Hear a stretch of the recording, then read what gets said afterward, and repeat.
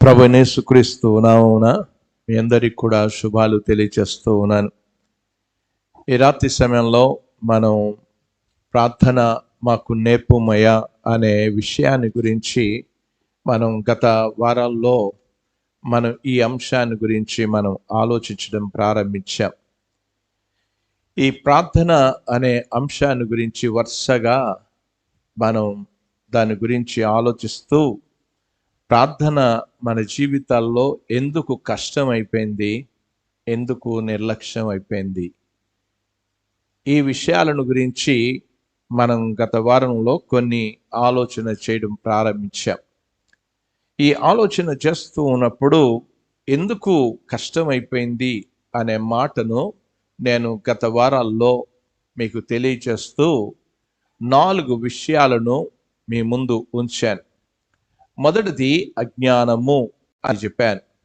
కనుక మనం ప్రార్థన చేయకపోవడానికి కారణము మనకు అజ్ఞానం. కారణం మన ప్రార్థనలో ఎలా చేయాలో మనకు తెలియదు. ఇక్కడ మనం గమనిస్తూ ఉన్నప్పుడు శిష్యులు అందుకే యేసు ప్రభు వారి దగ్గరికి వెళ్ళి ఆయన ఒక చోట ప్రార్థన చేస్తూ ఉన్నప్పుడు ఆ ప్రార్థన చాలించిన తర్వాత యేసు ప్రభు వారు శిష్యులు అడిగారు, మాకు ప్రార్థన నేర్పించమని అడిగారు. వారి ప్రార్థనలో ఏదో ఒకటి లోపం ఉన్నది అనే విషయాన్ని వారు ఎరిగారు. వారు యూదులుగా ఉంటున్న వారు ప్రార్థన జీవితాలు ఉన్నాయి. వారు ప్రార్థన చేసుకునేవారు. దినానికి 3 మార్లు వాళ్ళు ప్రార్థన చేయడం అనేది వారి అలవాటు కూడా. వారి యొక్క అలవాటులో ఆ ప్రార్థనలో మేము ప్రార్థన చేస్తూ ఉన్నాం, కానీ దానియేలు 3 మారు ప్రార్థన చేశాను అనే దానియేలు గ్రంథంలో 6వ అధ్యాయంలో మనం చూడగలం. 3 సార్లు ప్రార్థన చేసేవాడు. కీర్తనకారుడు కూడా చెప్పాడు, సాయంకాలము, ఉదయము, మధ్యాహ్నము ప్రార్థన చేస్తూ ఉన్నట్లుగా. కనుక ఈ ప్రార్థన అనేది చాలా చాలా ప్రాముఖ్యమైన విషయాన్ని ఎరిగి ఆ ప్రార్థన జీవితాన్ని వారు కలిగి ఉన్నారు. కానీ ప్రార్థనలో ఏదో లోపం ఉన్నదనే విషయాన్ని యేసు ప్రభు వారి యొక్క శిష్యులు గుర్తించగలిగారు. అందుచేతనే వాళ్ళు వెళ్ళి యేసు ప్రభుని అడిగారు, మాకు ప్రార్థన నేర్పించుము అని అడిగారు. యోహాను తన శిష్యులకు నేర్పినట్టుగా మాకును ప్రార్థన చేయ నేర్పము అని అడిగారు వాళ్ళు. కనుక వారు ఒక అజ్ఞానంలో ఉన్నారు అనేది. ఈ రోజున సంఘంలో కూడా చాలామంది ప్రార్థనను గురించిన అజ్ఞానంలోనే ఉన్నారు. ప్రార్థన చేస్తే వారి జీవితాల్లో ఎన్నో గొప్ప ఆశీర్వాదాలను వారు అనుభవిస్తారు. కానీ ఎటొచ్చు సమస్య ఏంటంటే వారు ప్రార్థనకు రాకపోవడమే పెద్ద సమస్య. ప్రార్థన చేయకపోవడమే పెద్ద సమస్య. వారి జీవితాల్లో ప్రార్థన అనేది చాలా నిర్లక్ష్యం అయిపోయింది. ఇది చాలా కష్టం అయిపోయింది. అందుచేత మనం మొట్టమొదట ఆటంకం ఏంటో, కష్టం ఎందుకు అయిపోతుందో ఆ విషయాన్ని గమనించాం. ఇక రెండవది ఏమన్నాను, మనలో ఉన్న పాత స్వభావం అనేది కనబడుతుంది అని చెప్పాను. ఈ స్వభావం అనేది శారీరక స్వభావం అనేది గత వారంలో మీకు జ్ఞాపకం చేశాను. ఇవన్నీ కూడా నేను కేవలం ఒక టూకీగా చెప్పి, ఒక సంక్షిప్తంగా చెప్పి ముందుకు వెళ్ళాలని నేను ఆశిస్తూ ఉన్నాను. వారు ఏం చేశారు అనంటే పాత స్వభావం అనేది ఉంది. ఆ పాత స్వభావం ఏం చెప్తూ ఉంది అనంటే మనం విసిగిపోతాం చాలాసార్లు. ప్రార్థన అనగానే చాలా విసుగొచ్చేస్తుంది. ఏం చేస్తాం ఇంతసేపు ప్రార్థన అని అనుకుంటాం మనం. కనుక యేసు ప్రభు వారు దానికి చక్కని ఉదాహరణ చెప్తూ లూకా సువార్త 18వ అధ్యాయంలో మొదటి 8 వచనాల్లో ఆ విషయాన్ని విసకక మీరు నిత్యము ప్రార్థన చేయుచుండవలను అనడానికి ఆయన ఒక చక్కని ఉదాహరణ వృత్తాంతం అంతా కూడా చెప్పారు. ఆ విషయాన్ని గురించి కూడా మనం ఆలోచన చేశాం. కనుక ప్రార్థన అనేది అనగానే విసిగిపోతాం. అరే, ఎంతసేపు ప్రార్థన చేస్తాం, ఎంతకాలం ప్రార్థన చేస్తాం అని అనుకుని ఆ ప్రార్థనను మనం విడిచిపెడుతున్నట్లుగా మనం గమనిస్తూ వచ్చాం. దానికి ముఖ్యమైన కారణం ఏంటి అనంటే, ప్రార్థనకు వెనకబడడానికి, లేకపోతే ప్రార్థన మనకు కష్టం అయిపోవడానికి కారణం ఏంటి అనంటే, మన జీవితాల్లో ఈ శరీర స్వభావం అనేది మనకుంది. చాలాసార్లు కూడా ఈ శరీరము అనేది మన మీద పనిచేస్తూ ఉంది. ఆ పని చేయడం వలన మనం వెనకాలకి లాగుతూ ఉంది. అలసట అనిపిస్తుంది, విసుగు అనిపిస్తుంది, ప్రార్థన చేసుకోకపోవడం అనేది కనబడుతూ ఉంది. ఈ ప్రార్థనకు ఇంకా ఏమున్నాయి అనంటే, మనలో చాలా శారీరకమైన ఆ పరిస్థితులు అన్నీ కూడా కనబడుతూ ఉన్నాయి. మీరు గలతీలకు రాసిన పత్రికలోనికి వెళ్తే 5వ అధ్యాయంలో ఈ మాటలు మనం చూడగలం. గలతీలకు రాసిన పత్రిక 5వ అధ్యాయంలో 19వ వచనంలో శరీర కార్యములు స్పష్టమైనవి అని అన్నాడు. అవేవనగా అని చెప్పి చాలా ఒక జాబితాను ఇచ్చినట్లుగా చూస్తూ ఉన్నాం. ఆ జాబితా అంతా కూడా మనలో ఉంది. ఇక గలతీలకు రాసిన పత్రిక 5వ అధ్యాయం 19వ వచనం నుంచి, స్పష్టమైనవి అవేవనగా జారత్వము, అపవిత్రత, కామకత్వం, విగ్రహారాధన, అభిచారము, ద్వేషము, కలహములు, మత్సరములు, క్రోధములు, కక్షలు, భేదములు, విమతములు, అసూయలు, మత్తతలు, అల్లరితో కూడిన ఆటపాటలు. ఇవన్నీ కూడా మనలోకి అవి ఉన్నాయి. అందుచేత మనం ఏం చేస్తాం అనంటే, అవి లాగేస్తూ ఉంటాయి. మనం ప్రార్థన చేయకుండా ఆ పాత స్వభావం అనేది మనకు లాగుతుంటుంది. అంటే ఈ పాపంలో, ఈ యొక్క శరీరంలో ఉన్న పాపము మనల్ని లాగి వేస్తున్నట్లుగా మనం చూడగలం. అందుకే యేసు ప్రభువారు శిష్యులకు ప్రార్థన చేయండి అని చెప్తే, మీరు శోధనలో ప్రవేశింపకుండా ప్రార్థనలో మెలకుగా ఉండుడి అని అంటే, వాళ్ళు ఏం చేశారు? నిద్రపోయినట్లుగా చూస్తున్నాం. ఎందుకు వారి జీవితంలో శరీరం పనిచేస్తున్నట్లుగా మనం చూస్తూ ఉన్నాం. అక్కడ చాలా స్పష్టంగా మనం చూడగలం. ఏమన్నాడు 41వ వచనంలో? మీరు శోధనలో ప్రవేశింపకూడనట్లు మెలకుగా ఉండి ప్రార్థన చేయడి, ఆత్మ సిద్ధమే గాని శరీరము అని అన్నాడు. కనుక ఏంటి? ఆ శరీరం చాలా బలహీనంగా ఉన్నట్లుగా చూస్తూ ఉన్నాం. అందుకే మనం ప్రార్థన చేయలేకపోవడం అనేది గత వారంలో నేను ఈ విషయాలు మీకు తెలియజేస్తూ వచ్చాను. గనక ప్రార్థన అనగానే మన శరీరం లాగేస్తూ ఉంటుంది. గనక అందుచేత మనం ప్రార్థన చేయలేకపోతున్నాం. 3వ కారణాన్ని కూడా మీకు చెప్పుకుంటూ వచ్చాను. 3వ కారణం ఏంటి అనంటే, సాతానుడు. మనం ప్రార్థన చేద్దాం అని అనగానే సాతానుడు వెంటనే రెడీ అయిపోతాడు. ఎందుకు రెడీ అయిపోతాడు అనంటే, అప్పుడే ఖచ్చితంగా అనేకమైన పనులు కూడా వచ్చేస్తాయి. అప్పుడే నువ్వు మోకరించి ప్రార్థన చేస్తుంటే చాలాసార్లు కూడా చూస్తూ ఉంటాం. మేము కుటుంబ ప్రార్థనకు మోకరించగానే వెంటనే మ్రోగుతుంది సెల్. అంతే, ఎవరో ఒకరు ఎక్కడి నుంచి మోగుతుంది పూర్తిగా. అది అంత దూరం పెట్టిన వాళ్ళం, అది మోగుతూ ఉంటే విసుకొచ్చేస్తుంది. అసలు ఏంటి, ఎత్తాలా లేదా అనేది విషయాన్ని. ఎప్పుడు లేని ఆటంకాలన్నీ కూడా అప్పుడే వచ్చేస్తూ ఉంటాయి. అంతే మాత్రమే కాదు, ఇది సాతానుడు వెనకాల ఉండి పని చేస్తున్నట్లుగా మనం చూస్తూ ఉన్నాం. ప్రార్థన చేయడం వలన మనం గొప్ప శక్తిని అనుభవిస్తాం, గొప్ప దీవెన అనుభవిస్తాం.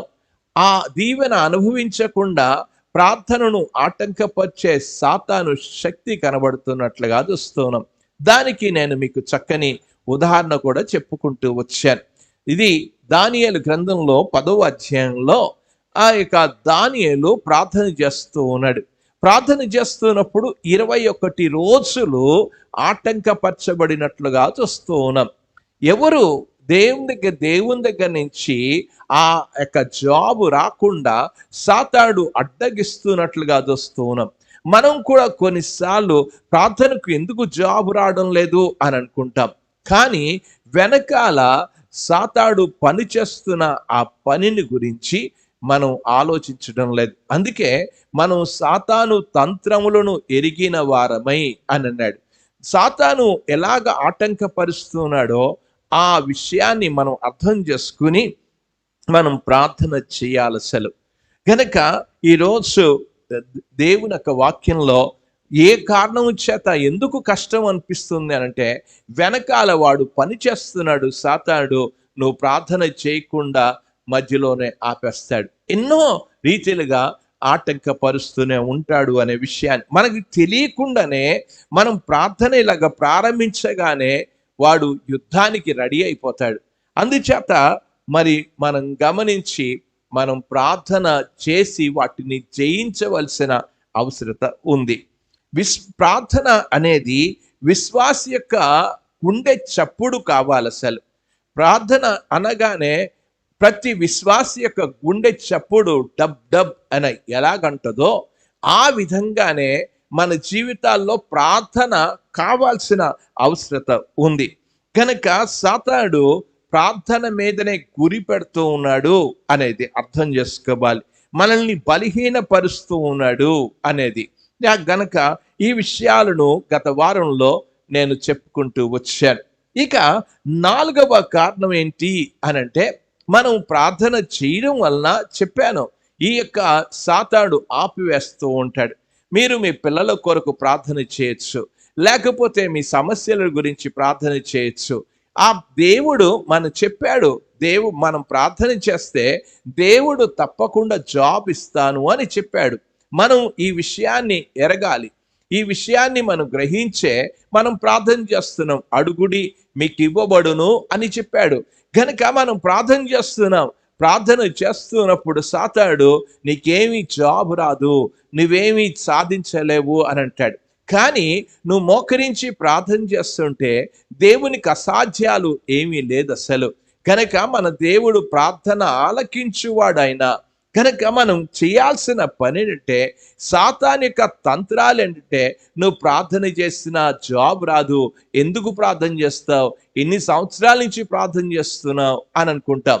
కానీ ఎన్ని సంవత్సరాలు కాదు, మనం ప్రార్థన విసుకక నిత్యము ప్రార్థన చేయుచుండవలెను అని చెప్పాడు. దివారాత్రములు దేవుని దగ్గర మనం మొరపెడుతూ ఉంటే వాటికి జాబ్ రాదా అని అన్యాయస్తుడైన న్యాయాధిపతే సాక్ష్యం ఇచ్చాడు. ఈ రోజున మనం ప్రార్థన చేయాల్సిన అవసరత ఎంతైనా ఉంది. దీన్ని ఆటంకపరుస్తుంది. అందుకే మనకు చాలా కష్టం అనిపిస్తుంది. అన్ని పనులు చేస్తాం కానీ ప్రార్థన మాత్రం చేయకుండా అడ్డగిస్తున్న శక్తులను అర్థం చేసుకోవాల్సిన అవసరం ఉంది. 4వది, ప్రార్థన గురించి మనం ఆలోచన చేస్తున్నప్పుడు ప్రార్థనలో దీంట్లో గ్లామర్ లేదు. గ్లామర్ అంటే దీంట్లో ఆకర్షణ అనేది ఏమీ కనబడడం లేదు.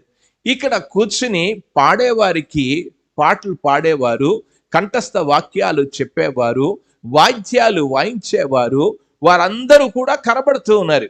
వారిని గురించి మెచ్చుకుంటాం, ఎంత బాగా పాడారు అని అంటుంటాం, ఎంత బాగా చెప్పారు అని అంటుంటాం, ఎంత పాస్టర్ గారు కనబడుతున్నారు, మనం ఏమీ కనబడడం లేదు అని అనుకుంటాం.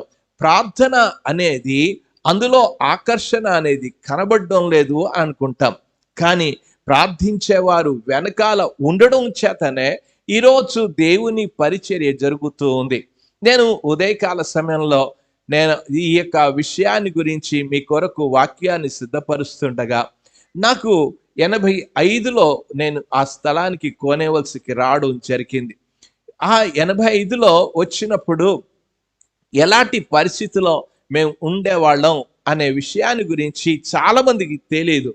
కానీ ఉదయం లేచి ప్రార్థన చేయడం అలవర్చుకున్నాం. అసలు ప్రార్థన ఉదయం లెగ్గానే ఆ యొక్క 4:30కు పాటలు వేసి 5 గంటల కల్లా అందరూ చర్చిలో కొంతమంది యవనస్తులు నాతో కూడా కలిసి ప్రార్థన చేయడం ప్రారంభించారు.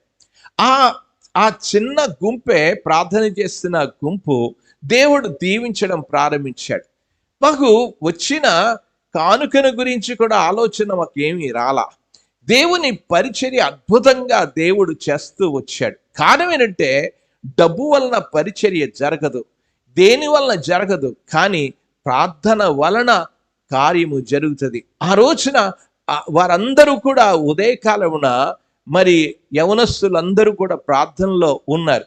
వాళ్ళందరూ కూడా సేవకులుగా అయ్యారు, సేవకురాళ్ళు అయ్యారు. వాళ్ళందరూ కూడా అందరూ కూడా అద్భుతమైన జీవితాన్ని వారు స్థిరపరచబడ్డారు. ప్రార్థన అనేది ఎంత అద్భుతంగా చేశారు. వాళ్ళు ప్రార్థన చేస్తున్నప్పుడు సువార్త సేవకు వెళ్తూ ఉన్నాం అని అంటే అందరూ కూడా మోకరించి ప్రార్థన చేసే గుంపు అనేది ఉండేది. ప్రతి మంగళవారం సమయంలో మేము రాత్రి 9 గంటలకు కూడుకుంటే ఉదయం రాత్రి అంతా ప్రార్థన చేసేవాళ్ళం. అద్భుతమైన రీతిగా పరిచర్య చేశాం. ఈ యొక్క మండలాలన్నీ కూడా, మండలంలో ఉన్న ప్రతి ఊరు కూడా కరపత్రాలు అందించాం. గడప గడపకి వెళ్ళి సువార్త అందించాం. కారణం ఏంటి అనంటే, ఇంత అద్భుతమైన సేవ జరగడానికి కారణం ఏంటంటే ప్రార్థనే. మనము చాలాసార్లు అనుకుంటాం, ఎవరు ఏం కనబడడం లేదు అని అనుకుంటాం. అక్కడ జరుగుతున్న మనుషులు కనబడుతున్నారు అని అనుకుంటున్నాం. కానీ మరి ప్రార్థన శక్తి అనేది గొప్ప శక్తి అనే విషయాన్ని అర్థం చేసుకోవాలని నేను మనవి చేస్తూ ఉన్నాను. మనం కనబడడం లేదు అని అనుకోవద్దు. మనం చేసే ప్రార్థనలు దేవునికి కనబడుతున్నాయి అనేది మీరు అర్థం చేసుకోవాలి. నేను మీకు ఒక చక్కని విషయాన్ని మీకు చెప్పాలని నేను ఆశపడుతున్నా. ఈ రోజున మనం కనబడుతున్నాయి ఎన్నో మరి పెళ్ళిళ్ళు జరుగుతూ ఉన్నాయి. కొన్నిసార్లు కొంతమంది మంచి ఇల్లులు కట్టుకుంటూ ఉన్నారు. కట్టుకుంటున్నప్పుడు ఆ ఇళ్ళ గురించి కొద్దిగా మనం ఆలోచన చేద్దాం. మంచిగా ఇల్లులు కట్టుకున్నారు. వాళ్ళు ఇళ్ళకి వెళ్ళగానే ఎంత బాగా కనబడుతుందో. లైట్లు వేస్తూ ఉంటే ఆ ఇల్లంతా కూడా చాలా అద్భుతంగా కనబడుతుంది. అవన్నీ కూడా చాలా చక్కగా కనబడుతూ ఉన్నాయి. అంత బాగా అద్భుతంగా కనబడతాయి. కానీ వారు లోపలికి తీసుకుని వెళ్ళినప్పుడు మనం చూస్తాం, పైన ఆ యొక్క సీలింగ్ వేసి ఎంత అద్భుతంగా లైట్లన్నీ కూడా అమర్చారు. ఇవన్నీ కూడా గమనించినప్పుడు ఆ లైట్స్ ఎంత బాగున్నాయో, ఇల్లంతా ఆ లైట్ల వలన నిజంగా ఆ పూర్తిగా వెలుగుమయంగా కనబడుతూ ఉన్నాయి. కానీ ఒక్కసారి మనం ఆలోచన చేద్దాం. ఇంత లైట్లు కనబడుతూ ఉన్నాయి, ఎప్పుడైనా సరే ఇంత బాగుంది, ఇన్ని లైట్లు ఉన్నాయి అని అంటున్నాం. కానీ ఈ ఎలక్ట్రికల్ లేకపోతే ఎలక్ట్రిసిటీ, ఈ పవర్ అనేది ఎక్కడి నుంచి వస్తుందో, ఆ విద్యుత్ శక్తి ఎక్కడి నుంచి వస్తుందో అక్కడికి వెళ్ళి ఒక్క మాటను ఎప్పుడైనా అంటామా చెప్పండి? అసలు ఏమనం? దీన్నే మెచ్చేసుకుంటున్నాం, ఈ లైట్లే మెచ్చుకుంటున్నాం, అది మెచ్చుకుంటున్నాం. అరే ఇంత బాగానే మెచ్చుకున్నాం, ఈ లైట్లు చాలా బాగున్నాయి, ఇల్లు బాగుంది అని మెచ్చుకున్నాం. ఒక్కసారి ఆ కరెంట్ పవర్ అనేది ఆగిపోతే ఇదంతా ఏమైపోయింది చెప్పండి? ఏముండదు, ఇదేముండదు. ఇంత ఉన్న ఇన్ని లైట్లు కూడా అన్ని దండుగే. ఈ రోజున చర్చిలో ఆ ప్రార్థన శక్తి లేకపోతే ఎంతమంది మనుషులున్నా ప్రయోజనం లేదు. దేవుని కార్యాలు ఏమాత్రం కూడా చూడలేం. ఇక్కడ నిలబడే వాళ్ళకే అనుకుంటున్నాం, కానీ నిలబడే వాళ్ళు కాదు, ప్రార్థించే వాళ్ళ వలన ఈ స్థలంలో నిలబడగలుగుతూ ఉన్నాం. అంతే తప్ప ఇదేది కూడా కాదు. ఈ రోజున మనం చూస్తూ ఉన్నాం, చర్చ్ చాలా ప్రశంసలు అందుకుంటూ ఉన్నాయి. పాడే వాళ్ళను చూస్తే ఈ రోజున చర్చ్ అంతా కూడా మనం ఎక్కడికి వెళ్ళిపోయాం అసలు అని అనిపిస్తుంది నాకు. మనం చూస్తూ ఉంటే మనం నిజంగా దేవుని వాక్యంలోనే ఉన్నామా, లేకపోతే దేవుని వాక్యానికి దూరంగా వెళ్ళిపోయామా అని అనిపిస్తుంది. మీరు టౌన్లోకి వెళ్తే, చర్చిలకి వెళ్తూ ఉంటే ఆ చర్చిలో చాలా కార్యక్రమాలు ఎక్కువగా పెడతారు. ఈ రోజున చిల్డ్రన్స్ ప్రోగ్రామ్ ఉంది, ఈరోజు యూత్ ప్రోగ్రామ్ ఉంది, యవనస్తుల యొక్క ప్రోగ్రామ్ ఉంది. చాలా చక్కని ప్రైజ్ అండ్ వర్షిప్ అనేది, ఆ యొక్క స్తుతి ఆరాధన ఉంది. ఎక్కడి నుంచో వాళ్ళు వస్తూ ఉన్నారు. ఇలాంటివన్నీ కూడా కార్యక్రమాలన్నీ కూడా ఉన్నాయి. ఒక్కసారి ఇంకా టౌన్లోకి వెళ్తే మెన్స్ ప్రేయర్ ఫెలోషిప్ అని ఉంది. అంటే పురుషులందరూ కూడా ప్రార్థన చేసుకోవడానికి ఫెలోషిప్ అని ఉంది. మెన్స్ ఫెలోషిప్, ఉమెన్స్ ఫెలోషిప్, ఇవన్నీ కూడా ఉన్నాయి. కానీ ఆ బోర్డు మీద మాత్రం ప్రార్థన కూడికలను గురించి ఏమన్నా కనబడుతుందంటే ప్రార్థన కూడిక అనే కానీ అసలు ఏమీ కనబడదు. నిజంగా చర్చిలో ప్రార్థనలు జరగకపోవడం చేత ఏం కనబడడం లేదు అనంటే ఈ లైట్లన్నీ కూడా ఎలగడం లేదు. ప్రార్థన ఎంతమంది ఉండొచ్చును, ఎందుకు దేవుడు వికసింప చేయడం లేదు? మనుషుల యొక్క జీవితాలు మారడం లేదు, మనుషులు ఎందుకు రూపాంతరం చెందడం లేదు అంటే ప్రార్థించే వాళ్ళు కనబడ్డంలా. ఒక్కసారి కూర్చుని ఆలోచించి, ఎన్ని కార్యక్రమాలు రాశారు కానీ ఎన్ని ప్రార్థన కూడికలు అని రాయడంలా. ఆ ప్రార్థన కూడా మనం చూస్తే ఏదో ఒక 5 నిమిషాలు ప్రార్థన చేస్తారు, తక్కింది అన్ని పాటలు పాడతారు, మాట్లాడేసుకుంటారు, వెళ్ళిపోతారు. ఇది కాదు. ఆదిమ సంఘం వాళ్ళు ప్రార్థనకే కూడుకున్నారు. మీరు గమనిస్తున్నప్పుడు వారి ఇంటింటా వారు దేవాలయంలో తప్పక కూడుకొనొచ్చు అనే మాట ఉంది. మీరు దేవాలయానికి వెళ్ళినప్పుడు ప్రార్థన సమయంలో అనే మాట ఉంది. ఈ రోజున చర్చిలో ఏవో కార్యక్రమాలు పెట్టడం కాదు, ప్రార్థన జరగాల్సిన అవసరత సంఘంలో ఉంది. బైబిల్ చదువుకుందాం ఒక్కసారి. నేను చదువుతూ ఉన్నాను, చూడండి. అపోస్తలుల కార్యంలోనికి వెళ్దాం. అపోస్తలుల కార్యంలో 3వ అధ్యాయంలోనికి నేను చదువుతూ ఉన్నాను, చూడండి. పగలు 3 గంటలకు ప్రార్థన కాలమున అని అన్నాడు. ఏంటి ప్రార్థన కాలమున? పేతురు యోహానులు దేవాలయమునకు అనే మాట ఉంది. ఎక్కడ వెళ్తూ ఉన్నారు? దేవాలయానికి వెళ్తున్నట్లుగా చూస్తూ ఉన్నాం. ఇంకా దేవుని యొక్క వాక్యంలో 16వ అధ్యాయానికి రండి. అపోస్తలుల కార్యం 16వ అధ్యాయం 13వ వచనంలో చదువుతున్నాను. విశ్రాంతి దినమున గవిని దాటి నదీ తీరమున ప్రార్థన, ఆరాధన కాదు. అక్కడ మనం చూస్తున్నాం ప్రసంగాలు కాదు, అక్కడ ప్రార్థన ప్రార్థన ప్రార్థన ప్రార్థన జరుగు స్థలం అన్నాడు. దేవుని యొక్క ప్రాముఖ్యత దేనికి ఇవ్వాలి అనంటే ఈ రోజున ఒక్కసారి ఆగి దేనికి చర్చ్ ప్రాముఖ్యత ఇస్తూ ఉంది? చర్చిలో ప్రోగ్రాంలకి అవకాశాలు ఎక్కువైపోయాయి, కానీ ఏం కనబడడం లేదు? ప్రార్థన కనబడడం లేదు.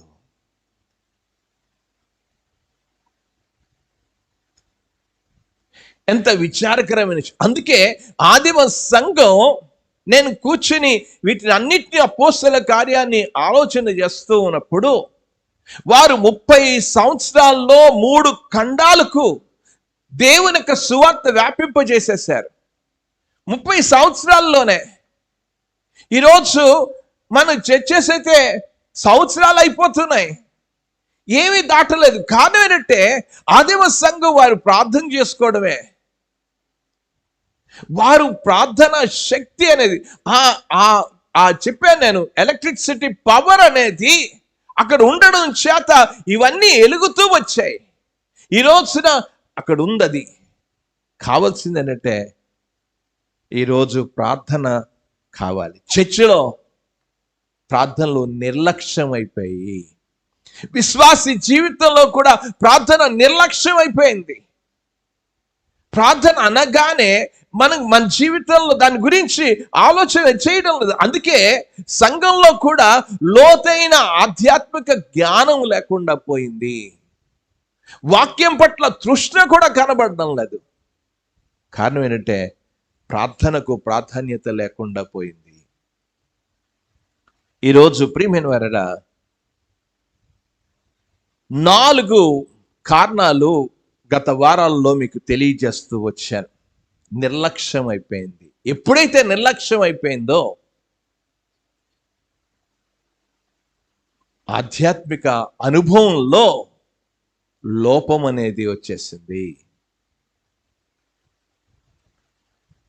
5వ కారణం ఏంటంటే ఆధ్యాత్మిక జీవితంలో లోపభూయిష్టమైన జీవితం అయిపోయింది.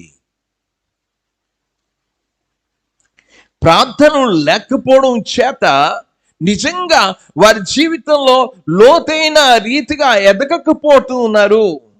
ప్రార్థించే వ్యక్తులు, ఆధ్యాత్మికంగా ఎదిగే వ్యక్తులు ప్రార్థిస్తారు. ఈరోజు ఎందుకు ప్రార్థన చేయలేకపోతున్నారంటే వారి ఆధ్యాత్మిక జీవితంలో అనుభవం లేదు. వారి యొక్క జీవితంలో మనం గమనిస్తున్నప్పుడు నిజంగా ఈరోజు మిమ్మల్ని అందరినీ కూడా ఒక ప్రశ్న వేస్తూ ఉన్నా. మీరు ఆదివారం ఆరాధనకు వస్తారు. ఆరాధనకు వచ్చేటప్పుడు ఎంతమంది గృహంలో మోకరించి, ఉదయం సమయంలో మోకరించి, ప్రభువా ఈరోజు ఆరాధనకి వెళ్తూ ఉన్నా, ఆరాధనలో నాతో మాట్లాడు అని ఎంతమంది చాలా సీరియస్గా ప్రార్థన చేసుకుని వస్తారు? ఒక్కసారి ఎవరికి వాళ్ళమే ఆలోచించండి. అసలు నిజంగా దేవుని ప్రార్థన చేయడంలా, దేవా ఈరోజు నాకు నిద్ర రాకుండా చెయ్యి, నా మనస్సు పరుపరుగు విధాలుగా వెళ్ళకుండా చెయ్యి, నీ వాక్యం మీద నా మనస్సు నిలుపునట్లు చెయ్యి, నా కనులు అటు ఇటు పోనివ్వద్దు, నీ ధర్మశాస్త్రం నందు ఆశ్చర్యమైన సంగతులు చూచినట్లు నా కనులు తెరువు. ఎంతమంది ప్రార్థన చేసుకుని వస్తారు? ఈరోజు ఒక్కసారి కూర్చుని ఆలోచించి. అందుకే విశ్వాసి జీవితంలో ఎక్కడున్నాడంటే అక్కడే ఉన్నాడు. ఎన్ని సంవత్సరాలు అయిపోయినా వాడి జీవితంలో ఎదుగుదల ఏమి ఉండడం లేదు. ఆధ్యాత్మికమైన ఎదుగుదలకు రాకపోవడానికి కారణం అంటే వారి జీవితాల్లో ఆరాధనకి వెళ్లే ముందు, ఈరోజు ఆరాధనకి వెళ్తున్నా, దేవా నాతో మాట్లాడు, నాకెన్నో సమస్యలు ఉన్నాయి, ఈరోజు నాతో మాట్లాడు, నేను నిర్ణయాలు తీసుకోవాలి, నాతో మాట్లాడు అని నువ్వు ప్రార్థన చేసుకుని వస్తే దేవుడు తప్పకుండా మాట్లాడతాడు. కానీ ఈ రోజున వారి జీవితాల్లో కనబడడంలా. అందుకే విశ్వాసుల్లో మార్పు అనేది కనబడడం లేదు. ప్రభు దగ్గరికి వచ్చేటప్పుడు, ప్రభు సన్నిధానానికి వస్తున్నప్పుడు, ప్రార్థన ద్వారా వస్తున్నప్పుడే, ప్రార్థన చేసుకుని వచ్చినప్పుడు దేవుడు మనతో మాట్లాడతాడు. నేను 119వ కీర్తనలో మీకు చెప్పాను, నీ ధర్మశాస్త్రం నందు ఆశ్చర్యమైన సంగతులు చూచున్నట్టు నా కనులు తెరవమని కీర్తనకారుడు ప్రార్థన చేశాడు. ఎంతమంది బైబిల్ చదివే ముందు, దేవా నీ వాక్యం నేను చదువుతూ ఉన్నా, నా కనులు తెరువని ఎంతమంది ప్రార్థన చేసుకుంటున్నావు? అరే ప్రార్థన చెయ్యం, బైబిల్ చదువుతాం, ఏమి కనబడతావు? బైబిల్ చదువుతాం, ఏమి అర్థం కావడం లేదు. ఎందుకు అర్థం కావడం లేదంటే ప్రార్థన లేదు. నేను ఈ విషయాన్ని మీకు ప్రాక్టికల్గా ఆచరణ యోగ్యమైన రీతిగా, ప్రయోగాత్మకమైన రీతిగానే చెప్తూ ఉన్నా. నేను మీతో పాటు నేను కూడా నేర్చుకుంటున్నా. నేనేదో గొప్పవాడిని కాదు, నేను నేర్చుకుంటున్నా, నేను కూడా తెలుసుకుంటున్నా. దేవా నా హృదయాన్ని తాకు,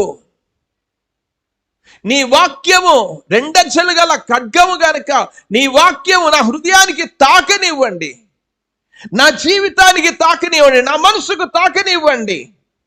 ఎంతమంది ప్రార్థన చేసుకుని వస్తామని చెప్పండి? ప్రార్థన ఉండదు. ఏదో ఆరాధన గనుక పరిగెత్తుకుని వచ్చేస్తాం, కానీ నిజంగా దేవుని సన్నిధిలోనికి వచ్చి ఈ ప్రార్థన గురించి సీరియస్ గా తీసుకుని ప్రార్థన చేసే అనుభవాలు ఉండవు. అందుకే వారు ఎదగరు. ఎన్ని సంవత్సరాలు అయిపోయినా ఆధ్యాత్మికంగా మార్పు కనబడకపోవడానికి కారణం ఏంటంటే ప్రార్థన జీవితం లేకపోవడమే. ఎన్ని సంవత్సరాల నుంచి వెళ్తున్నావు అని అంటే చాలా సంవత్సరాల నుంచి వెళ్తూ ఉన్నా. వారిలో ఏం కనబడ్డంలా. అందుకే వారు నిస్సారమైన జీవితం, సారం లేని బ్రతుకుతూ ఉంటారు. చర్చికి వస్తారు ఎన్ని సంవత్సరాలు అయిపోయినా, వాళ్ళలో నిబద్ధత, కమిట్మెంట్ అనేది ఉండదు, సమర్పణ అనేది ఉండదు. చర్చికి వెళ్ళడం, వెళ్ళిపోవడమే, ఆ ప్రోగ్రాంలో పాల్గొనడం, వెళ్ళిపోవడమే తప్ప నిజమైన జీవితం ఆధ్యాత్మికంగా ఎదిగేది కనబడటం లేదు. ఈరోజు ఒక్క మాట చెప్తూ ఉన్నా, మన ప్రోగ్రామ్స్ కంటే మన ప్రార్థనలే చాలా ప్రాముఖ్యం.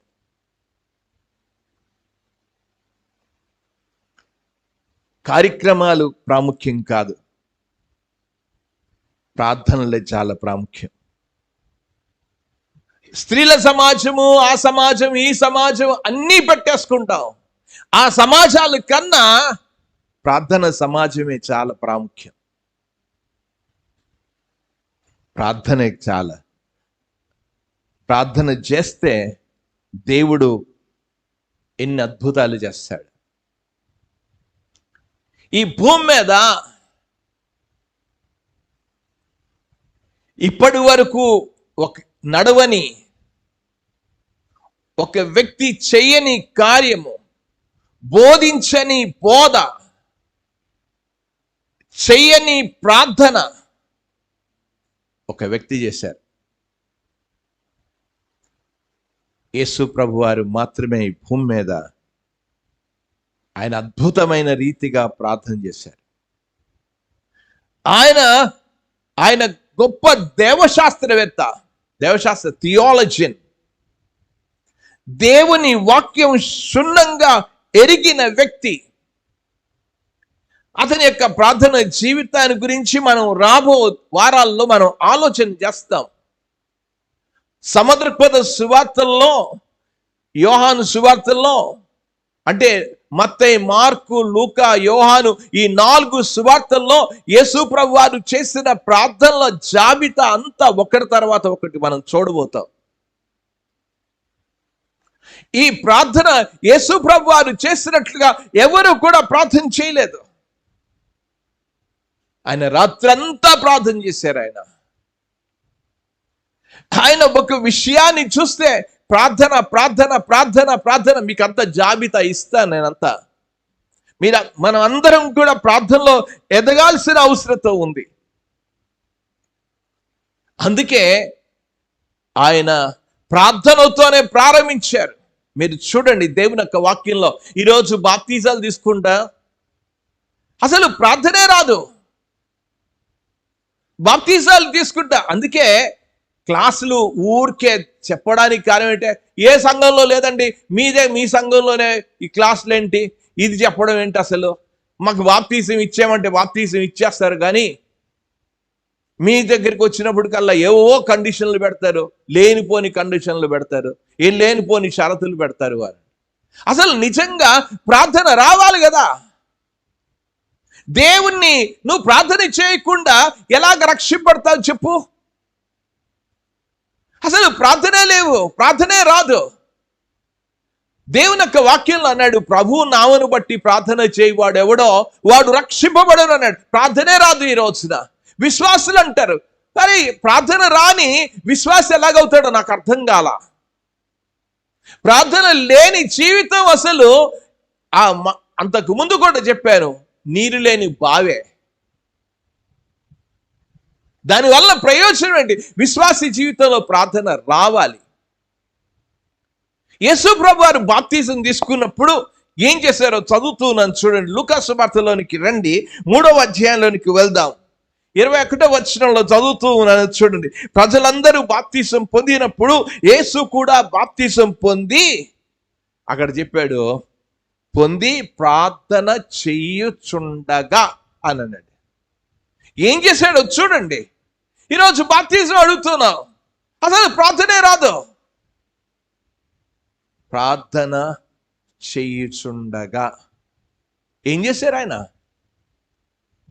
మనం ఆ రోజున తెల్లబట్టలు కొనేసుకోవడం, తెల్లబట్టలు వేసేసుకోవడం, మునిగిపోయాం వచ్చాం, ఏదో సముద్రంలో లేకపోతే దేంట్లోనో మునిగి, ఇది కాదు. మాటలు చూడండి, వారి జీవితంలో యేసు ప్రభు వారు ఎలాంటి ప్రార్థన జీవితాన్ని అని మనకు అందరికీ మాదిరిగా ఉంచారు ఆయన. ఈరోజు మనం ఆ మాదిరి అనుసరించడంలా ప్రార్థన అనేది.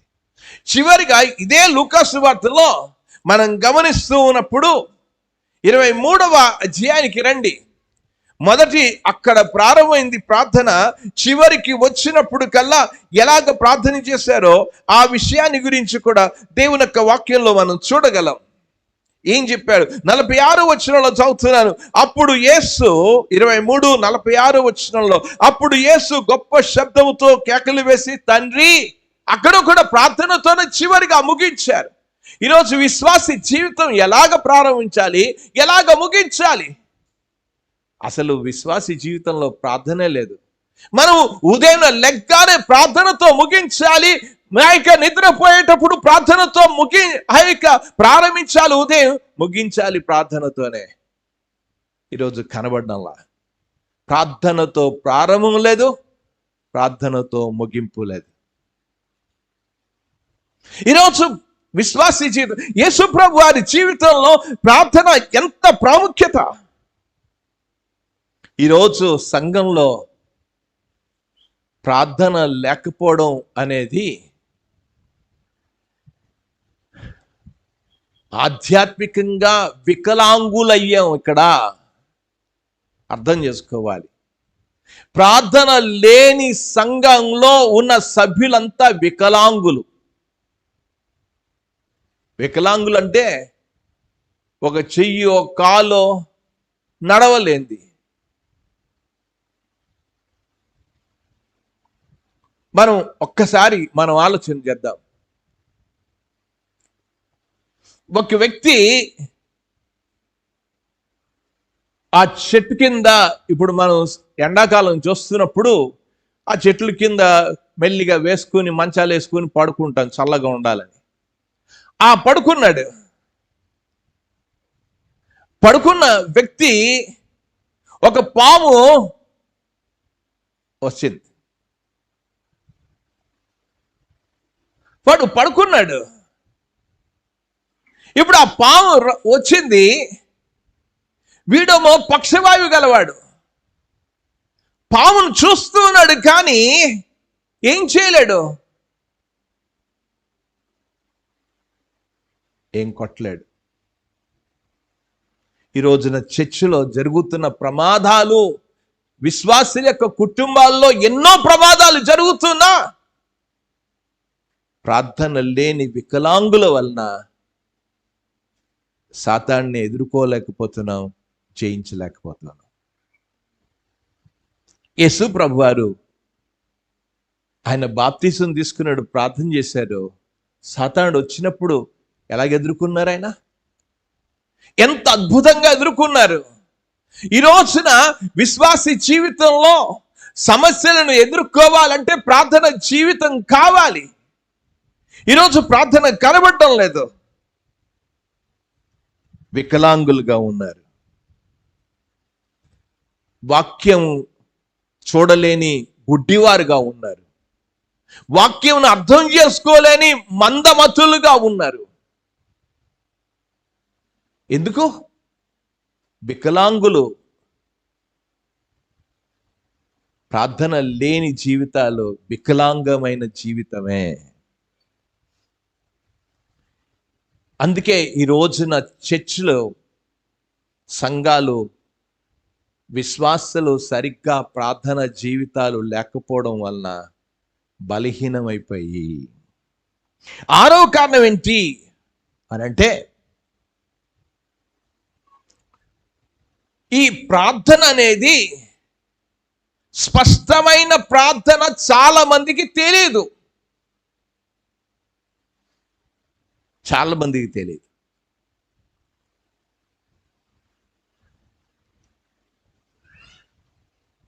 అసలు ప్రార్థనను గురించిన అవగాహన అనేది చాలా మందికి లేదు. ఎలా ప్రార్థన చేయాలో తెలియదు, ఎలా అడగాలో తెలియదు. ప్రార్థన చేసుకుంటున్నాం అంటారు.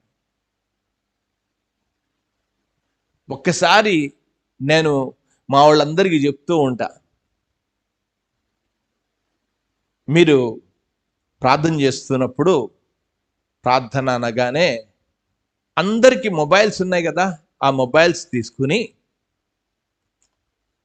ఒకవేళ భార్య భర్తలు ఇద్దరు మోకరించి కుటుంబ ప్రార్థన చేసుకున్నప్పుడు, భార్య ప్రార్థన చేస్తున్నప్పుడు ఒక్కసారి మొబైల్ రికార్డ్ చేయండి. భర్త ప్రార్థన చేస్తున్నప్పుడు భార్య రికార్డ్ చేయండి. రికార్డ్ చేసిన తర్వాత దాంట్లో ఎన్ని పర్యాయ పదాలు ఉంటాయో వాటన్నిటిని కూడా ఒకసారి అంత కొట్టేయండి. నేను చెప్పే మాట అర్థమైందో లేదో? మనకు మనసుకి ఏమని తగ్గిపోయింది అనుకో, ప్రభువా నా దేవా, ప్రభువా దేవా, హల్లెలూయా, స్తోత్రం, నాయనా నాయనా, ఇవే కనబడతాయి. హరి యేసు ప్రభు వారు ప్రార్థన చేస్తున్నప్పుడు ఎన్నిసార్లు తండ్రి అన్నారు చెప్పండి? ఎన్నిసార్లు అన్నారు? ఎన్నిసార్లు అన్నారు చెప్పండి? పరలోకమందున్న మా తండ్రి అని ఒక్కసారి అన్నారు. మనం ఎన్నిసార్లు అంటాం? ఎందుకంటున్నాం అంటే ప్రార్థన కూడా మనకి సరిగ్గా అవగాహన లేదు మనకి. ఈ రోజున చాలా మంది వారి జీవితాల్లో అందుకే వారికి కఠినంగా అనిపిస్తుంది. చెప్తే కొంతమందికి అరే వినండి, ఇది వినిపించండి, చాలా మందికి వినిపించండి కూడా. ఎంతమంది ప్రభువా వాడికి దెబ్బ తగిలింది, హల్లెలూయా స్తోత్రం నాయనా అన్నాడు. అరే ఏంటి వాడికి దెబ్బ తగిలితే హల్లెలూయా స్తోత్రం నాయనా ఏంటి ఆ ప్రార్థన? అసలు నిజంగా ఎంత బుద్ధిహీనమైన, అసలు అది చెప్పాలంటే నాన్ సెన్స్, అది అర్థం లేని ప్రార్థనలు చేస్తాం. ఎంతమంది కనుక మనం గుర్తుపెట్టుకోవాల్సిన విషయం ఏంటంటే, మన జీవితంలో ఈ ప్రార్థన అనేది ఒక మానసిక శారీరక క్రమశిక్షణ కావాలి.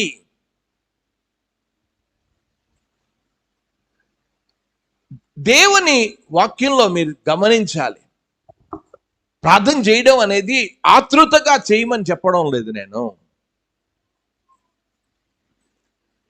ఆతృతగా చేయొద్దు. ఎలాగుండాలి నీ ప్రార్థన? బహు జాగ్రత్తగా ఉండాలి. నువ్వు ఒక పెద్ద అధికారి దగ్గరికి వెళ్ళినప్పుడు ఆ అధికారి దగ్గరికి ఎలాగ వెళ్ళి మాట్లాడతావు చెప్పు? ఎంత మర్యాదగా మాట్లాడతావు చెప్పు?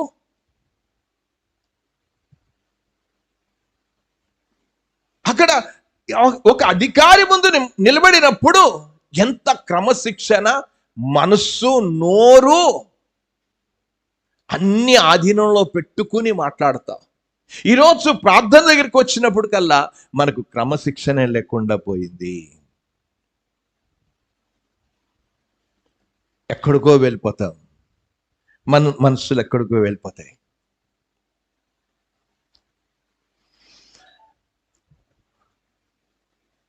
లేదు, మనసు ఆధీనంలో లేదు, మన మాటలు కూడా ఆధీనంలో లేవు, మన శరీరం కూడా ఆధీనంలో లేదు. అందుకే ప్రార్థన మనకు కఠినమైపోయింది. వారి యొక్క సొంత మనస్సు, సొంతతోనే మొదలు పెడతారు వారు. అరే దేవుని వాక్యం ప్రార్థన గురించి తేలికగా తీసుకోలేదు. నేను మీకు వరుసగా చెప్తా, బహుశా ఈ యొక్క అంశం అనేది సంవత్సరంన్నర పైనే 2 సంవత్సరాల వరకు వెళ్తుంది. ఇది మీ అందరికి కూడా అందరం కూడా ఒక సరి అయిన ప్రార్థన అలవర్చుకోవాలనే ఉద్దేశంతోనే ఈ ప్రార్థన అనే అంశాన్ని, బైబిల్ ప్రకారంగా ప్రార్థనలు అనే అంశాన్ని నేను ప్రారంభించి మొదలుపెట్టాను. కనుక ఇప్పుడు గుర్తుపెట్టుకోవాల్సిన విషయం ఏంటంటే, ప్రార్థన చేయడానికి వెళ్తూ ఉన్నప్పుడు, ప్రార్థన చేయడం ద్వారా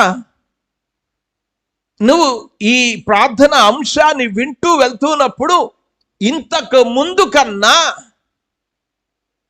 మరింత ప్రార్థన జీవితాన్ని నువ్వు మెరుగుపరుచుకుంటావు. ఉదాహరణకి దేవుని యొక్క వాక్యంలో నేను మీకు చూపించాలని నాశపడుతూ ఉన్నా. మీరు యేసు ప్రభు వారు శిష్యులను తీసుకుని వెళ్ళారు, కొండ మీదకి తీసుకుని వెళ్ళారు. ఆయన కొండ మీదకి తీసుకుని వెళ్ళినప్పుడు, ఇది 17వ అధ్యాయంలో ఉంది చూడండి. మత్తయి సువార్త 17వ అధ్యాయంలోనికి వెళ్ళినప్పుడు 6 దినములైన 17వ అధ్యాయం 1వ వచనంలో 6 దినములైన తర్వాత యేసు పేతురును, యాకోబును, అతని సహోదరైన యోహానును వెంటబెట్టుకొని ఎత్తైన ఒక కొండ మీదకి ఏకాంతముగా పోయి అని అన్నాడు. ఎవరిని తీసుకుని వెళ్ళాడు? ముగ్గురిని తీసుకుని వెళ్ళాడు. ఈ ముగ్గురు యేసు ప్రభుతో వెళ్ళినప్పుడు, యేసు ప్రభు వారు ప్రార్థన చేస్తున్నప్పుడు ఏమైందట? చదువుతూ ఉన్నాను చూడండి. ఎత్తైన కొండ మీదకి ఏకాంతంగా ఎదుట రూపాంతరము పొందాను. తిరిగి యేసు ప్రభు వారు ఇది చూశారు, వాళ్ళు గొప్ప శక్తిని చూశారు. ఇప్పుడు ఏం చేశారు అనంటే, యేసు ప్రభు వారు గెత్సెమనే తోటలో మరొకసారి ప్రార్థనకు తీసుకుని వెళ్ళారు. చూడండి, దేవుని యొక్క వాక్యంలోనికి వెళ్దాం. ఆ మాటలు నేను చదువుతూ ఉన్నాను చూడండి. మత్తయి సువార్త 26వ అధ్యాయంలోనికి రండి.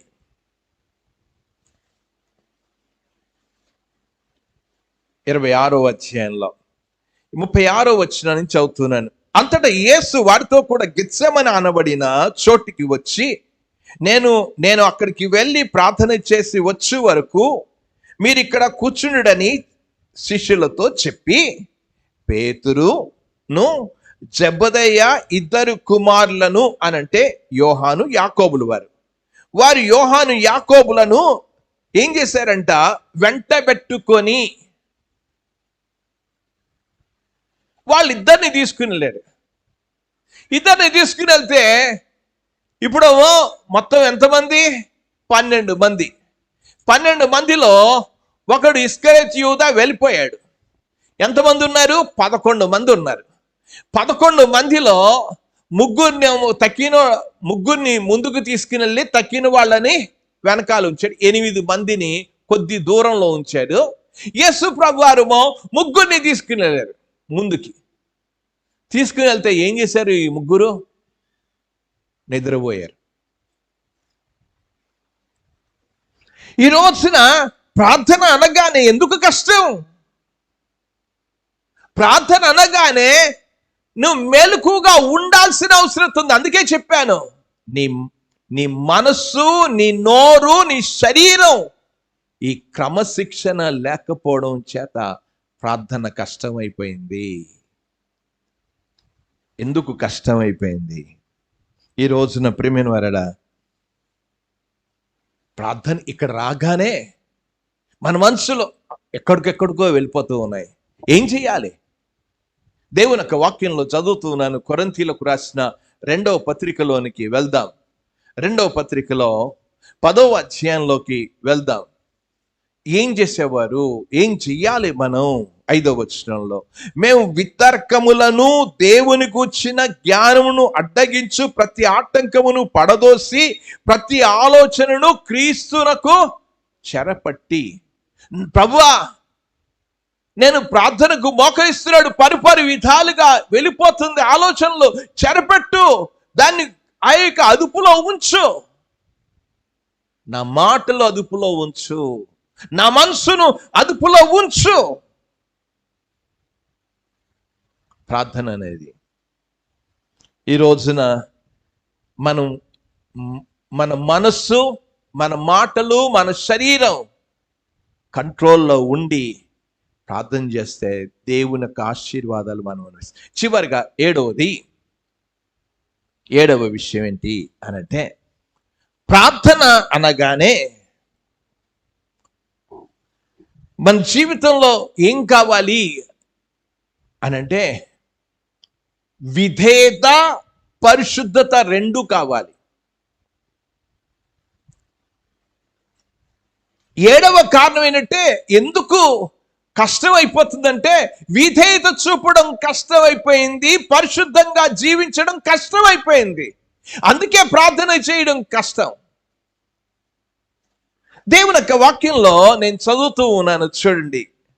ఒక చిన్న చెప్పి ఈ 7వది తర్వాత మనం ఆలోచన చేద్దాం. కానీ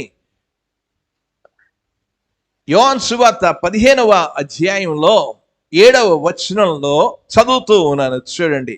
7వ వచనంలో 17వ అధ్యాయం 15వ అధ్యాయం 7వ వచనంలో 15వ అధ్యాయం 7వ వచనంలో, నా యందు మీరును మీ యందు నా మాటలు నిలిచి ఉండిన ఎడల మీకేది ఇష్టమో అడుగుడి, అది మీకు.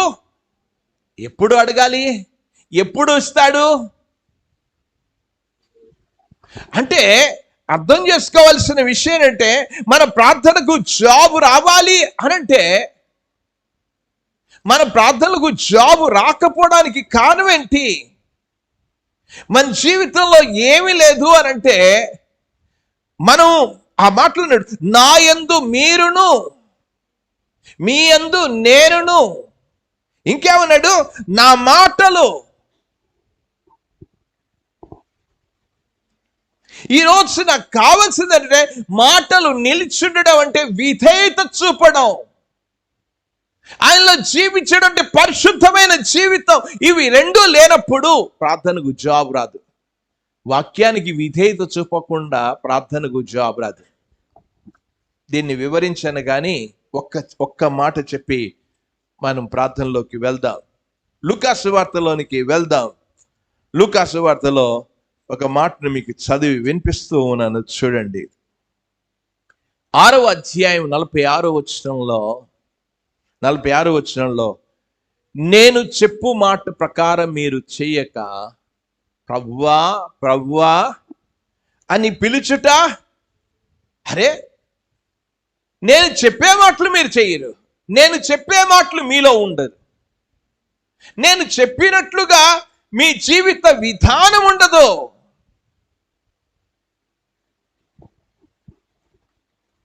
ప్రార్థన, విధేయత, ఈ రెండు ఒక్కసారే. ప్రార్థన మనం చేస్తున్నామంటే విధేయత లేని ప్రార్థనకు జాబే రాదు. ఆ విధేయత చూపడమే కష్టమైపోతూ ఉంది. దేవుడు గొప్ప పనులు చేయడానికి ఈరోజు మనం వాక్యానికి విధేయత చూపించగలిగితే, అందుకే అన్నాడు యోహాను సువార్తలో మనం చదివాం 15వ అధ్యాయంలో, ఆ మాటలు మీ మనసులోకి పెట్టుకోవాలి, మీరు గుర్తుపెట్టుకోవాలి. నా యందు మీరును మీ యందు నా మాటలు, మీరు నాలో పరిశుద్ధమైన జీవితం ఉండడం మాత్రమే కాదు, విధేయత కలిగి ఉన్నప్పుడు మీరేది అడిగినా సరే అనుగ్రహిస్తా. ప్రార్థన అనేది, ప్రార్థన చేస్తూ ఉన్నప్పుడు మనం విధేయత అనేది చాలా ప్రాముఖ్యం. మనం విధేయత లేకుండా మనం ప్రార్థించడం అనేది, అందుకే విధేయత చూపలేకపోవడమే చాలా కష్టం అయిపోతూ ఉంది. విధేయత చూపం, మనం ప్రార్థనకు జాబు రావాలి అని ఆశిస్తూ ఉన్నాం, కానీ మనం విధేయత చూపితే దేవుడు తప్పకుండా ప్రార్థనకు జాబ్ ఇస్తాడు. నేను చెప్పాను, యోహాను రాసిన మొదటి పత్రికలో 3వ అధ్యాయం, మీకు రెఫరెన్స్ కూడా నేను ఇవ్వడం జరిగింది. 3వ అధ్యాయంలోనికి మనం వెళ్ళినప్పుడు అక్కడ మనం ఆయనకిష్టమైనవి చేయుచున్నాము గనక మనం ఏది అడిగినను అది ఆయన వలన మనకు దొరుకును అనేది 22వ వచనంలో నేను ఈ మాటలు చదివి మీకు వినిపించాను. యోహాను రాసిన మొదటి పత్రికలో 3వ అధ్యాయం 22వ వచనంలో. కనుక మనం ప్రార్థన చేస్తూ ఉన్నప్పుడు విధేయత అనేది చాలా అవసరం. విధేయత లేకుండా మన ప్రార్థనలకు జాబు రాదు. చాలా మంది విధేయత చూపరు, ప్రభువా ప్రభువా అని పిలుస్తారు తప్ప ప్రభువు ఎందుకు వినడం లేదు అనంటే, మనం విధేయత చూపగలిగినప్పుడు మన ప్రార్థనలకు జవాబు వస్తాయి. మనం విధేయత చూపలేనప్పుడు మన ప్రార్థనలకు జవాబు రాదు. ఆ వచనాన్ని కూడా మీకు ఎదురుగుండా ఆ విషయాన్ని కూడా చెప్పాను. లూకా సువార్తలోనికి వెళ్ళినప్పుడు నేను చెప్పు మాట ప్రకారం మీరు చేయక అనేది 6వ అధ్యాయం 46వ వచనంలో కూడా నేను చెప్పు మాటల ప్రకారము మీరు చెయ్యక ప్రభువా ప్రభువా అని పిలుచుట ఎందుకు అని అన్నాడు. మనం ఆయన చెప్పిన రీతిగా మనం జీవించకుండా, మనం నడవకుండా మన ప్రార్థనలకు ఎలాగ జాబ్ వస్తాయి, ఎందుకు జాబ్ రావడం లేదు అనే విషయాన్ని మనం ప్రశ్నించుకోవాల్సిన అవసరం. అందుకే ఆ విధేయత చూపడమే కష్టమైపోయింది గనక అందుకే మనం ప్రార్థన చేయడం అనేది నిర్లక్ష్యం చేసేసాము. ఇది 7వ కారణాన్ని గురించి నేను మీకు తెలియచేస్తూ వచ్చాను. యోహాను సువార్తలోని కూడా వెళ్ళినప్పుడు యోహాను సువార్త 15వ అధ్యాయంలో 7వ వచనాన్ని నేను చదువుతూ ఉన్నాను. నా యందు మీరును మీ యందు నా మాటలు నిలిచి ఉండిన ఎడల అని చెప్పాడు. నా మాటలు మీలో ఉంటే విధేయత చూపగలిగితే అప్పుడు ఏమన్నాడు, మీకేది ఇష్టమో అడుగుడి అది మీకు అనుగ్రహింపబడును అని అన్నాడు. ఏది ఇష్టమో ఎప్పుడు ఆ దేవుని మాటలు మనలో నిలిచి ఉండినప్పుడు, దేవుని వాక్యం మనలో నిలిచి ఉండడం అనేది చాలా అవసరం. విధేయత అనేది చాలా అవసరం దేవుని వాక్యానికి. ప్రార్థన అనేది ఏదో చేసేసేది కాదు. ఇది చాలా మంది ప్రార్థన అనగానే ఏదో జపం అని అనుకుంటారు, లేకపోతే మంత్రం అని అనుకుంటారు. గనక ఇది చిలక పలుకుల్లాగా పలికేసేది కాదు. ఇది ప్రార్థన అనేది అది మన హృదయ అంతరంగాల్లో నుంచి విధేయతతో కూడింది. అది ప్రార్థన అనేది అది పరిశుద్ధమైనది గనక దేవుని యొక్క అది నీతితో కూడింది. ఇవన్నీ కూడా మన జీవితంలో చాలా అవసరం అనేది మనం గమనించాలి. అందుకే ఈ ప్రార్థనకు మనం ప్రార్థన చేయడానికి వెళ్తూ ఉన్నప్పుడు మన శరీరాన్ని క్రమశిక్షణ చేసుకోవడం చాలా అవసరం. మన జీవితాల్లో క్రమశిక్షణ అనేది, స్థిరత్వం చాలా అవసరం. దేవుడు చెప్పిన రీతిగా ఆ ప్రార్థన అనేది చాలా మన జీవితాల్లో ఆ లోబడడం, ఆ విధేయత చూపడం అనేది కావాలి. యాకోబు రాసిన పత్రికలోనికి మనం వెళ్దాం. 5వ అధ్యాయంలో ఈ మాటలు చదువుతూ ఉన్నాను చూడండి. 5వ అధ్యాయంలో ఏమని చెప్పాడో నేను ఆ మాటలు చదువుతూ ఉన్నాను. 16వ వచనంలో మీ పాపములు ఒకనితో ఒకడు ఒప్పుకొనిడి, మీరు స్వస్థత పొందునట్లు ఒకని కొరకు ఒకడు ప్రార్థన చేయడి, నీతిమంతుని విజ్ఞాపన మనఃపూర్వకమునదై బహు బలము గలదయ్యుండును అని అన్నాడు. దేవుని యొక్క మనం చేస్తున్న ప్రార్థన బహు బలము, అది బహుశక్తి గలదు అనే విషయాన్ని చెప్తూ ఉన్నాడు. ఈ రోజున మన ప్రార్థనకు ఆ విషయాన్ని గురించి చెప్తూ అంటాడు 17వ వచనంలో, ఏలియా మన వంటి స్వభావం కలిగిన మనుషుడే అని అన్నాడు. మనం చాలాసార్లు కూడా అతడు మనలాంటి వాడే, అతడు ప్రార్థన చేశాడు అని అనుకుంటాం. కానీ ఏలియాలో ఉన్న విధేయత అనేది చాలా ప్రాముఖ్యం. ఈ రోజున మన జీవితంలో దేవుడు చెప్పినట్లుగా మనం చేయకుండా మనం ప్రార్థన చేసిన ప్రయోజనం ఏమీ కూడా లేదు. దేవుని యొక్క గొప్ప కార్యాలు మన జీవితంలో, మన కుటుంబాల్లో, మన సంఘాల్లో మనం దేవుని కార్యాలు చూడాలి అనంటే ఇక్కడ ఉన్న వాళ్ళందరం కూడా ఎవరికి వాళ్ళమే ఎలాగ ఉన్నాం, దేవుని మాటకు తూచా తప్పకుండా మనం విధేయత చూపిస్తూ ఉన్నామా? ఎప్పుడైతే మనం చూపగలమో, దేవుని వాక్యానుసారంగా నడవడం అనేది మనం ఎప్పుడైతే నేర్చుకోగలమో, దేవుణ్ణి మనం ప్రార్థన చేస్తే దేవుడు ఆ ప్రార్థనకు జవాబు ఇస్తాడు. కానీ వాక్యానుసారంగా మనం నడవకుండా, మనం జీవించకుండా మనం ప్రార్థన చేస్తే ప్రయోజనం ఏంటి అసలు? అక్కడ బాగానే ఉపయోగించుకుంటాం. ఏలియా మన వంటి మనుషుడే కానీ అతనిలో ఉన్న విధేయతను ఒక్కసారి కూర్చుని ఆలోచించండి. దేవుడు చెప్పాడు, ఏం చెప్పాడో ఆ విషయాన్ని మనం రాజుల గ్రంథానికి వెళ్తే మనకు అర్థమవుతుంది. రాజులు మొదటి గ్రంథంలోనికి వెళ్దాం. ఆ గ్రంథంలో చదువుతున్న విషయాలను గురించి మీకు అర్థం చేసుకోవాలి. రాజులు మొదటి గ్రంథము 17వ అధ్యాయానికి మనం వెళ్ళినప్పుడు దేవుడు చాలా చక్కగా చెప్పుకుంటూ వచ్చాడు. 2వ వచనంలో, పిమ్మట యెహోవా వాక్కు అతనికి ప్రత్యక్షమై, నువ్వు ఇచ్చట నుండి తూర్పు వైపునకు, ఇచ్చట నుండి నువ్వు ఈ స్థలం నుంచి వెళ్ళు. ఎక్కడికి వెళ్ళు అనంటే కెరేతు వాగు దగ్గర. దేవుడు చెప్పినట్లుగా అతడు పోయి అనే మాట 5వ వచనంలో చూస్తున్నాం. ఆ విధేయత అనేది కావాలి. ఈ రోజున మన జీవితాల్లో దేవుడు చెప్పినట్లుగా విధేయత చూపకుండా దేవుని కార్యాలు మనం చూడలేము. ఈరోజు ప్రార్థనకు కావాల్సింది ఏంటంటే, ప్రార్థనకు జవాబు రావాలి అని అనుకుంటే అది మొట్టమొదట మనం ఈరోజు గమనించవలసింది 7వ విషయంలో విధేయతే. ఇది విధేయత చూపడమే కష్టం అయిపోతుంది.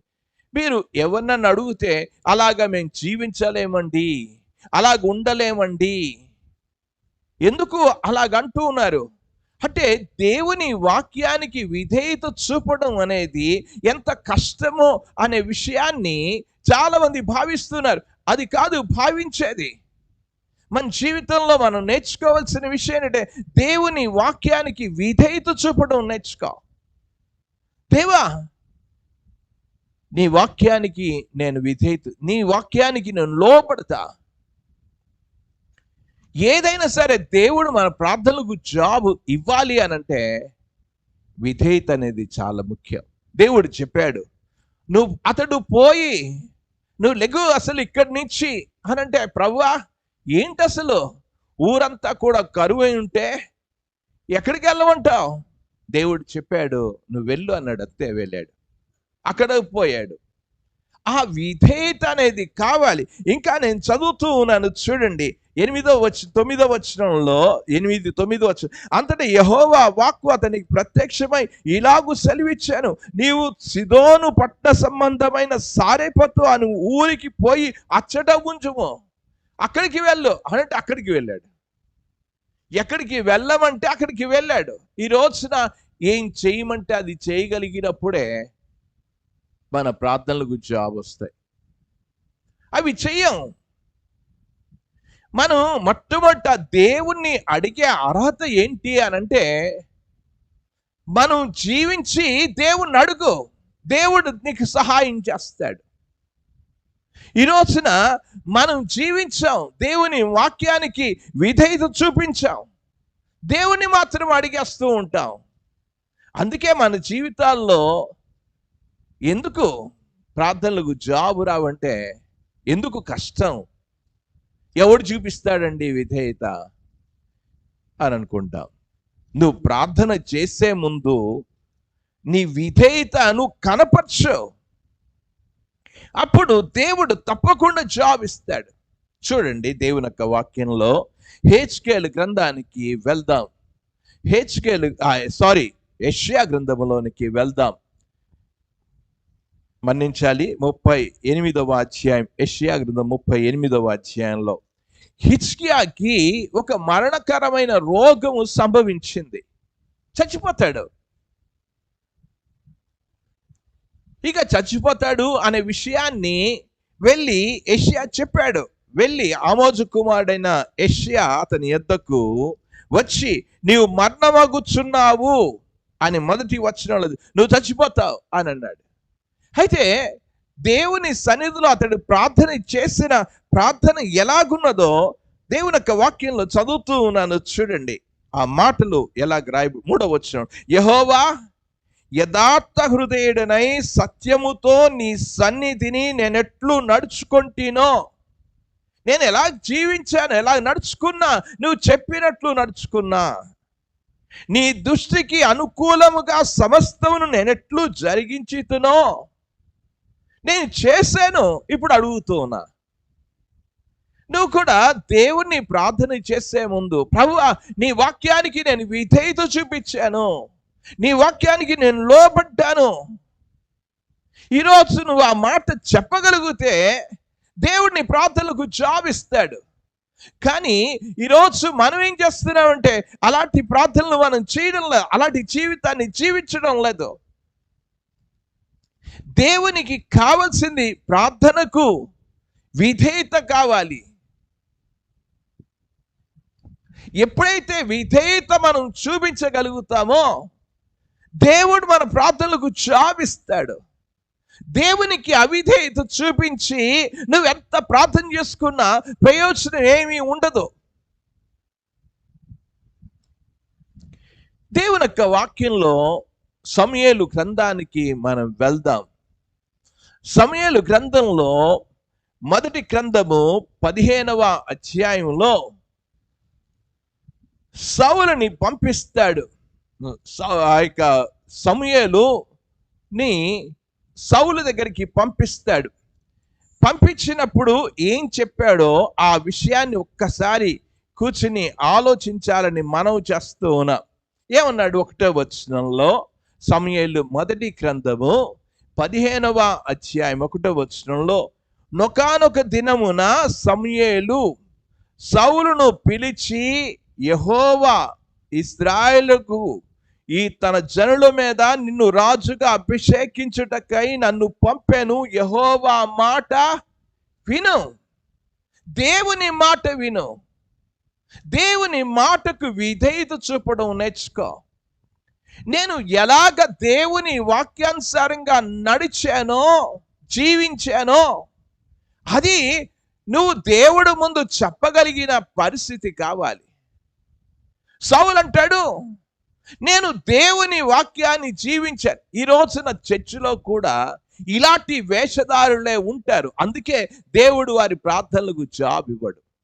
చేశాడా అనంటే చూడండి, దేవుని యొక్క వాక్యంలో ఆ 10వ వచనంలో చదువుతున్నాను. అప్పుడు యెహోవా వాక్కు సమూయేలునకు ప్రత్యక్షమై ఇలాగు సెలవిచ్చాను, సౌలు నన్ను అనుసరింపక వెనకకు తీసి నా ఆజ్ఞలను గైకొనకపోయెను. వినలేదు, నా మాట గైకొనలేదు. ఈ రోజున దేవుని మాటను గైకొనకుండా నువ్వెంత అరిచి ప్రార్థన చేస్తే ప్రయోజనం ఏంటి? దేవుడికి కావాల్సింది విధేయత కావాలి. ప్రభువా నేను లోబడతా, నువ్వు చెప్పిన మాటకు నేను లోబడతా, తూచా తప్పకుండా లోబడతాను.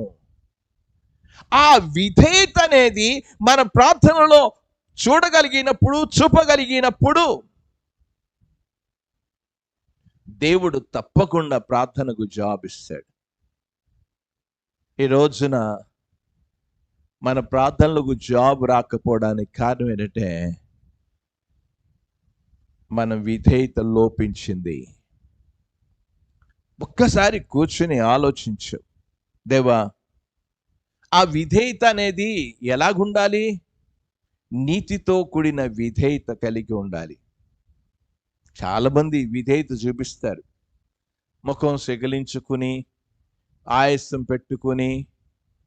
అలాంటిది కాదు దేవునికి కావాల్సింది. దేవుడికి కావాల్సింది 100% ప్రభువా నేను లోబడుతూ ఉన్నా. ఈ రోజున ఈ ప్రార్థనలు లోపించేశాయి. విధేయత చూపించే ప్రార్థన అనేది కనబడ్డంలే. నువ్వు మొట్టమొదట విధేయత చూపించు, దేవా నీ మాటకు నేను లోబడతాను, నువ్వు చెప్పిన చోటికి వెళ్తాను, నువ్వు చెప్పిన పని నేను చేస్తా, నువ్వు చెప్పినట్లు నేను జీవిస్తా అనేది ఎప్పుడైతే మనలో అలాంటి మనస్సు తలంపు వచ్చినప్పుడు మన ప్రార్థనకు జవాబు వస్తుంది. యేసు ప్రభు వారి జీవిత విధానం నేను మీకు వరుసగా ఆది కాండం నుంచి ప్రకటన గ్రంథం వరకు ఈ ప్రార్థనలో అన్నీ కూడా మీకు ఈ తెరలంలో ఈ యొక్క ఇదంతా కూడా బోధించాలని ఒక దృఢ నిశ్చయంతోనే వీటి మీద నేను పట్టిస్తూ మీ కొరకు సిద్ధం చేస్తూ ఉన్నా. మన జీవితాల్లో విధేయత చూపగలిగినప్పుడు మన ప్రార్థనలకు జవాబు వస్తాయి. ఈ రోజున ఆ విధేయత కనబడడం లేదు. చేసాం అండ్ ఈరోజు ఏ విధంగా చేస్తున్నాం? సౌలులాగానే ఉంటాం. సౌలు చేశాడా అంటే సౌలు చేయలేదు. ఈ రోజున దేవా నేను విధేయత చూపిస్తున్నాను అంటున్నావు, కానీ 100% ఆ విధేయత మనలో కనబడినప్పుడు దేవుడు తప్పకుండా మన ప్రార్థనలకు జవాబు ఇస్తాడు. ఇది మనం ఈ విషయాలు 7 విషయాలను గురించి గత వారాల్లో మనం ఆలోచిస్తూ వీటిని గురించి మనం ఎందుకు కష్టం అయిపోయింది అనేది వరుసగా నేను కారణాలు చెప్పుకుంటూ వచ్చాను.